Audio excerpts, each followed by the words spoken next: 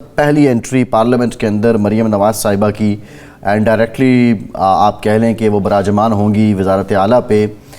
Challenge کیا ہے پنجاب کو؟ اور کیونکہ مریم صاحبہ کا پہلے پارلیمانی سیاست کا وہ تجربہ نہیں ہے، آپ سمجھتے ہیں کہ کوئی ٹرینڈ، کوئی نئی ریت سیٹ کریں گی مریم صاحبہ؟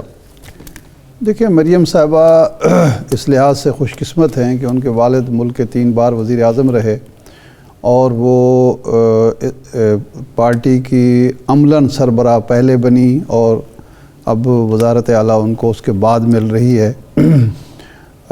اور ان کے لیے چیلنجز تو جو ہیں سو ہیں. ان کے لیے سپیس بہت زیادہ ہے. ان معنوں میں سپیس ہے کہ ان کے والد جب اقتدار میں آئے تھے تو ان پر ایک سایہ تھا جنرل ضیاء الحق کا، اور ان پر ایک نامزدگی کا دھبا تھا جو مریم نواز صاحبہ پر نہیں ہے کہ وہ منتخب ہو کے وزیر اعلیٰ بن رہی ہیں. لیکن انہیں اب یہ ثابت کرنا ہوگا کہ وہ جمہوریت پر یقین رکھتی ہیں، جمہوری اقدار پر یقین رکھتی ہیں، جمہوری روایات کو آگے بڑھانا چاہتی ہیں، اور ملک کے سب سے بڑے صوبے کو ترقی اور خوشحالی کا جو پیغام وہ رکھتی ہیں اپنے پاس، وہ جمہوری اقدار و روایات کی روشنی میں اس پر عمل درآمد کریں گی.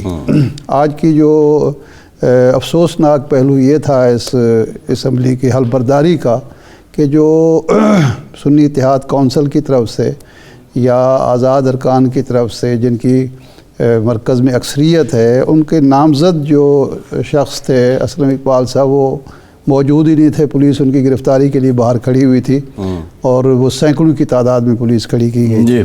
اور ارکان کو بھی یہ شکایت تھی کہ جی ہمیں داخلے میں دشواری پیش آ رہی ہے. تو مریم صاحبہ کو جب وہ نامزد ہو چکی ہیں، ان کو پروٹوکول مل چکا ہے، تو اس کا نوٹس لینا چاہیے تھا اور انہیں کہنا چاہیے تھا کہ یہاں کوئی مارشل لاء کا دور نہیں ہے، ایک جمہوری دور ہے، اور میں ایسے ماحول میں آگے نہیں بڑھوں گی کہ میرے مخالفین کو اسمبلی میں داخل ہونے کی اجازت بھی نہ ہو. بہرحال یہ نہیں ہونا چاہیے تھا. لیکن دیکھتے ہیں اب ان کے لیے 2 چیلنج ہیں. ڈاکٹر صاحب نے بھی بڑے انکشافات کیے ہیں ارشاد صاحب. وہ میں اس طرف آتا ہوں، ڈاکٹر صاحب کی طرف چلتے ہیں. ایک تو یہ ہے کہ شہباز شریف صاحب جو تھے وہ 3 بار وزیر اعلیٰ رہے اور ان کا ایک مخصوص سٹائل تھا کام کرنے کا، اور ترقیاتی عمل ان کا پرسپشن ہے، ان کی گورننس کا شہباز شریف. تو اب وہ بھی ان کے لیے چیلنج ہے. اور یہ جو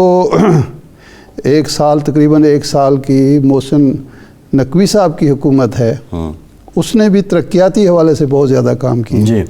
تو یہ بھی ان کے لیے ایک مسئلہ ہوگا. اگر وہ بزدار کے بعد آتی تو ان کے لیے آسانی ہوتی، چونکہ وہ محسن نقوی کے بعد آ رہی ہیں تو ان کے لیے صحیح ہوگا. لیکن کرمانی صاحب یہ فرمائیں کہ اکثریت مسلم لیگ نون کو نہیں ملی، لیکن حکومت وہ بنا رہی ہے، اور پیپلز پارٹی حکومت سازی میں تو ان کی مدد کر رہی ہے، لیکن کابینہ میں شامل ہونے کے لیے کوئی ذمہ داری لینے کے لیے وہ تیار ہے.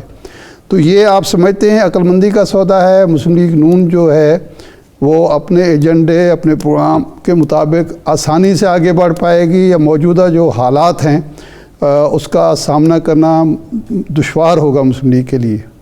پنجاب کی نئی اسمبلی کا پہلا اجلاس ہوا ہے اور 9 منتخب اراکین اسمبلی نے آج حلف اٹھایا ہے. باضابطہ طور پر اب یہ لوگ اسمبلی کا حصہ بن گئے ہیں.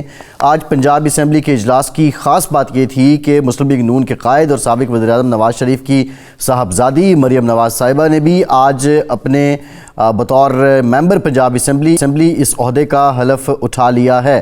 اسپیکر اسمبلی سبطین خان نے 9 منتخب عہدیداران سے ممبران سے حلف لیا ہے، اور اب مریم نواز کو نامزد بھی کیا گیا ہے. بظاہر تو مسلم لیگ نون کی پنجاب اسمبلی میں سموتھ سیلنگ لگتی ہے. مریم نواز صاحبہ اب وزیر اعلیٰ بن جائیں گی. بظاہر جو نمبرز ہیں ان سے تو یہی لگ رہا ہے. جو ملک احمد خان صاحب ہیں، انہیں مسلم لیگ نون نے بطور اسپیکر جو نامزد کیا ہے پنجاب اسمبلی کے لیے. اور اسی طرح اگر ہم سندھ کی بات کریں تو مراد علی شاہ تیسری مرتبہ وزیر اعلیٰ بنیں گے سندھ کے. पाकिस्तान पीपल्स पार्टी ने उन्हें नामज़द कर दिया है। अवैस कादिर शाह को स्पीकर के लिए नामज़द किया गया है और अब ये हुकूमत साजी के मराहिल बाज़ाब्ता तौर पर शुरू हो चुके हैं। साथ साथ ये भी इत्तलात आ रही हैं कि कौमी असम्बली का इजलास 25 और 26 फरवरी को बुलाए जाने का इम्कान है। कौमी असम्बली में भी 9 मुंतखब जो अरकान हैं वो अपने ओहदे का हलफ लेंगे। इंटरेस्टिंग बात यह है कि सबसे ज़्यादा जो पाकिस्तान के हालिया इलेक्शन हैं उसमें जो लोग कामयाब हुए हैं कौमी असम्बली में वो आज़ाद उम्मीदवार हैं और इनमें जो बड़ी तादाद है, अक्सरियत है, वो PTI के हिमायत याफ्ता हैं।